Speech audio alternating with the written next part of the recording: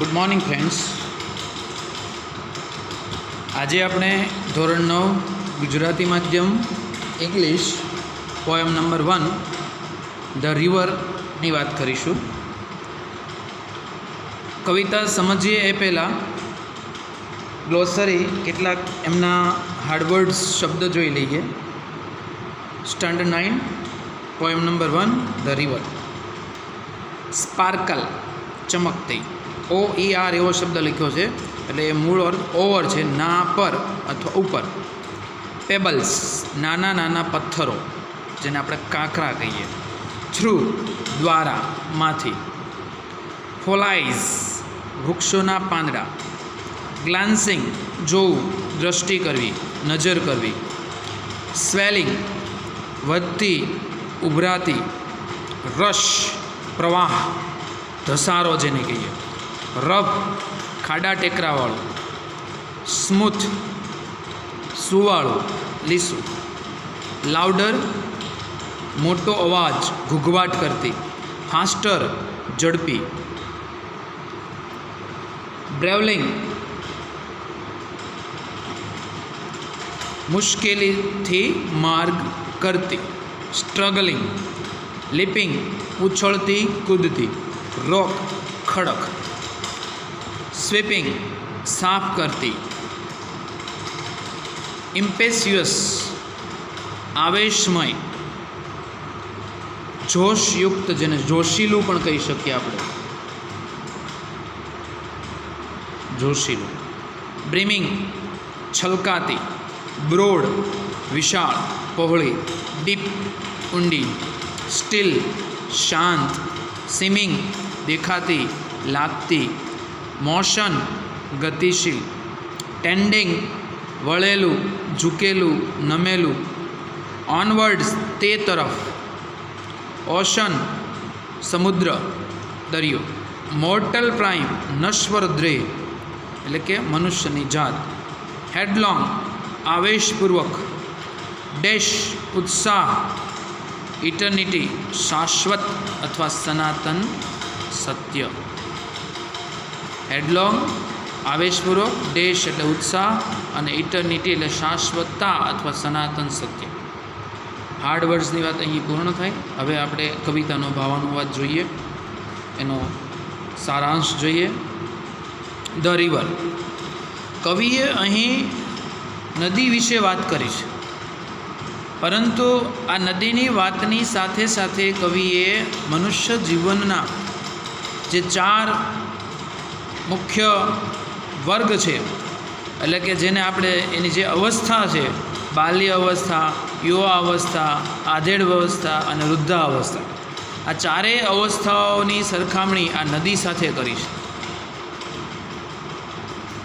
અને સાથે સાથે આ પોયમ દ્વારા એ આપણા મનુષ્યની જે શાશ્વતતા, ઇટર્નિટી, સનાતન સત્યની પણ રજૂઆત કરી છે. જોઈએ, કવિ કહે છે, river river little river bright you sparkle on your wave over the yellow pebble dancing through the flower and foliage glancing like a child at a play. અહીં એક તબક્કો પૂરો થાય છે.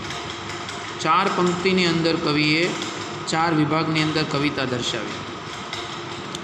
શું કહે છે પહેલા સ્ટાન્જાની અંદર, પહેલા ભાગની અંદર? River river little river bright you sparkle on your wave. નાની નાની નાની નદી, પણ આ નદી કેવી હોય છે? જે ઝરણું હોય, જ્યાંથી શરૂઆત થતી હોય નદીની, તો એકદમ નાનું ઝરણું હોય અને ધીમે ધીમે એ પછી મોટી થાય. Bright you sparkle on your way, અને રસ્તામાં જ્યાં જતી હોય ત્યાં ચમકતું એ ઝરણું આગળ વધતું. Over the yellow pebble dancing, અને એ ઝરણાની અંદર, આ નદીની અંદર, નાની નદીની અંદર જે નાના નાના પથરાઓ હોય એના ઉપરથી જાણે કે એ ડાન્સિંગ કરતી હોય એ રીતે પસાર થતી હોય. થ્રુ ધ ફ્લાવર્સ, ફૂલોમાંથી. એન્ડ ફોલાઇઝ ગ્લાન્સિંગ, અને કિનારા પરના વૃક્ષોના પાંદડાઓને દ્રષ્ટિ કરતી, નજર કરતી. Like a child at a play, જાણે કે એક બાલ્ય અવસ્થા. જેમ બાળક નાનું હોય અને એકદમ નિર્દોષ ભાવથી હસતું રમતું ખેલતું કૂદતું, એ પ્રમાણે આ નદીનો જે પ્રથમ તબક્કો છે, શરૂઆત છે નદીની, પ્રથમ જીવન નદીનું છે એ જાણે કે બાળક જેવું હોય છે, બાલ્ય અવસ્થા જેવું છે, એકદમ નિર્દોષ ભાવ જેવું, ઉછળતી કૂદતી, ડાન્સિંગ કરતી, લાન્સિંગ કરતી. બીજી પંક્તિમાં શું કહે જુઓ, river river swelling river on you rush through rough and smooth, louder faster brawling leaping over rocks by rose banks sweeping like impetuous youth.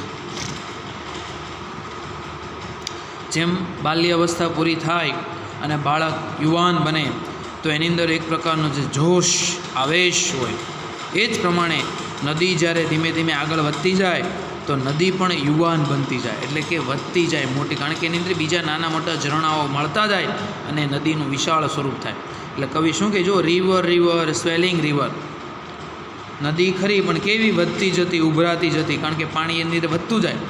On you rush through rough and smooth, અને જેમ જેમ આગળ નદી વધતી જાય એનો rush, એનો ઘસારો, જે આગળ તરફનો પ્રવાહ હોય એ રફ એન્ડ સ્મૂથ, એ રસ્તામાં આવતા વાંકા ચૂકા ખાડા ટેકરાવાળા રસ્તા ઉપરથી ક્યારેક સ્મૂથ રસ્તો આવે એકદમ લીસો અને સુવાળો, તો એના ઉપરથી પણ એ જતી હોય, ક્યાંય પણ ન અટકતી, બરાબર. લાઉડર મોટો અવાજ ગુગવાટ કરતી, ફાસ્ટર ઝડપી, બ્રાઉલિંગ બરાબર મુશ્કેલીથી માર્ગ કરતી, રસ્તામાં વચ્ચે પહાડો ખાડા ટેકરાઓ પથ્થરો આવે તો એમાંથી ગમે ત્યાંથી માર્ગ કરતી, લીપિંગ ઉછળતી કૂદતી આવી નદી, બરાબર. આ બધા ચારે જે એક્ઝેક્ટિવ છે જાણે કે યુવાવસ્થા માટે વપરાય છે. Louder faster brawling leaping over rocks, પથ્થરો ઉપરથી કૂદકા ભૂસકા મારતી, બાય રોઝ બ્લેન્ક સ્વિમિંગ, અને કિનારાઓને રહેલા રોઝ બ્લેન્ક્સ એટલે કે ફૂલોથી યુક્ત હોય કિનારાઓ, ઝાડી ઝાંખરા વૃક્ષો પાંદડાઓને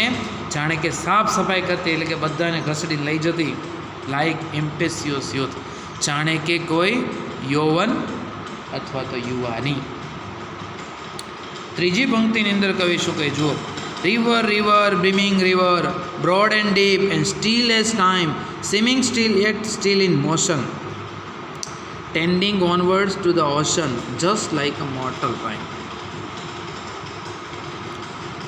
રિવર રિવર બ્રીમિંગ રિવર, જેમ જેમ નદી આગળ જતી જાય, થોડી મોટી બને, આગળ જતી જાય તો ફરીથી પાણીનો પ્રવાહ વધે. રિવર રિવર બ્રીમિંગ રિવર, છલકાતી નદી, બ્રોડ એન્ડ ડીપ, એકદમ વિશાળ પહોળી અને ઊંડી બનતી નદી, એન્ડ સ્ટીલ એઝ ટાઈમ, અને જ્યારે જુઓ ત્યારે તમને એકદમ શાંત લાગે.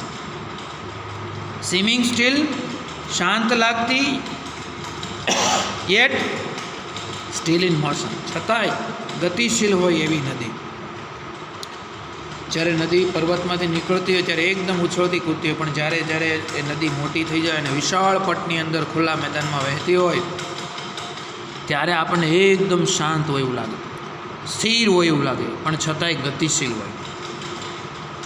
Tending onward to the ocean, અને એનું એક જ ધ્યેય હોય શું કે સમુદ્રની અંદર મળવું, સમુદ્રને સાથે એનો સંયોગ થવો. તો ટેન્ડિંગ ઓનવર્ડ તો કોના તરફ ઝૂકેલી છે, તો સમુદ્ર તરફ જવા માટે ઝૂકેલી. Just like a mortal prime, જાણે કે કોઈ નશ્વર દેહ.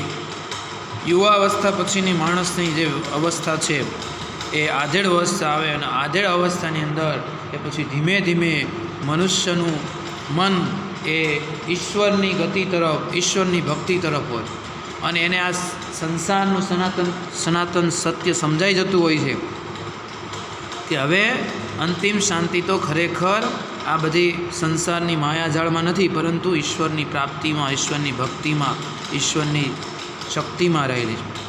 એટલે પછી જેમ નદી છે સમુદ્રને મળવા માટે આગળ વધતી હોય છે, એ જ પ્રમાણે મનુષ્યનો દેહ પણ આ મોર્ટલ પ્રાઇમ, મનુષ્યનો જે મૃતાત્મા છે, મનુષ્યનો જે આ નશ્વર દેહ છે, આત્મા છે, એ ઈશ્વરની પ્રાપ્તિ માટે આગળ વધતો હોય છે અને એ તરફ ઝૂકતો હોય છે.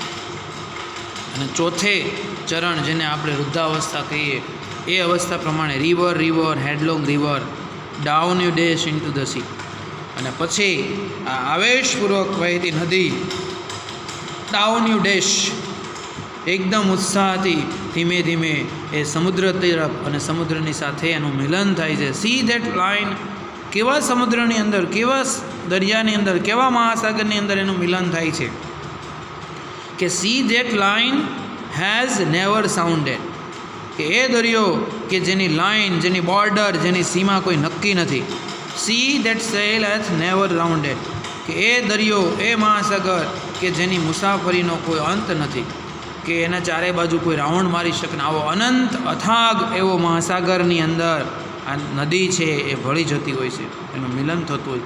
લાઇક ઇટર્નિટી, જેમ મનુષ્ય છે એ આ સનાતન સત્યને પામી જતો હોય અને પોતાનો આત્માનું પરમાત્મા સાથે મિલન કરતો હોય, આ સંસારની મોહ માયામાંથી છૂટીને જન્મ મરણના ફેરામાંથી પોતે એ આત્માનું પરમાત્મા સાથે મિલન કરતો હોય, એ પ્રમાણે આ નદી પણ એ છેલ્લે અંતે સાગરને મળે છે. તો અહીં પોએમ નંબર 1ની વાત પૂરી થાય છે. કેટલાક વિદ્યાર્થી મિત્રોએ પોએમ નંબર 1 લખી છે, કેટલાક વિદ્યાર્થી મિત્રોને બાકી છે. જેમણે બાકી હોય એમણે આ પોએમ નંબર 1 સારા અક્ષરે કવિતા લખવી, ત્યારબાદ સ્પેલિંગ ગ્લોસરી જે છે તે લખી દેવી, જે તમને ઓલરેડી આપેલી છે, બરાબર. ગ્લોસરી લખ્યા પછી, મિનિંગ લખ્યા પછી સ્વાધ્યાયની અંદર હું જે ટીક કરાવું તે સ્વાધ્યાયની બુકમાં સારા અક્ષરે લખી દેવું, બરાબર. એટલે ખાસ યાદ રાખજો. તો સ્વાધ્યાયની અંદર કોમ્પ્રિહેન્શનમાં પહેલો પ્રશ્ન છે ગીવ ઓપોઝિટ, વિરોધી શબ્દની જોડી બનાવવાની. રાઇમિંગ વર્ડ પરીક્ષામાં પૂછાતો હોય છે, એટલે કે સરખા પ્રાસવાળા શબ્દ. ફોર એક્ઝામ્પલ જો ડાન્સિંગ, ગ્લાન્સિંગ, બરાબર, તો એ પ્રમાણે ડાન્સિંગ, ગ્લાન્સિંગ પછી જે પ્રમાણે શબ્દ આવતા હોય એ પ્રમાણે તમારે જોડી બનાવવાની છે. મોશન, ઓશન, બરાબર, તો લગભગ કવિતાના અંતે આપતા શબ્દ જે હોય છે મોશન, ઓશન, તો એ પ્રમાણે તમારે એને જોઈન્ટ બનાવવાના. ટાઈમ, પ્રાઇમ, લાઇમ વગેરે, લેપિંગ, સ્વીપિંગ, સ્વેલિંગ, બરાબર, તો એ તમારે જોડી બનાવી દેવાની. આન્સર ધ ક્વેશ્ચન, પ્રશ્નના ટૂંકા જવાબ આપવાના છે તે લખી દેવા. અને આ સાથે એ પોએમ 1ની વાત પૂર્ણ થાય છે. થેન્ક્સ. અસ્તુ. જય હિન્દ, જય ભારત.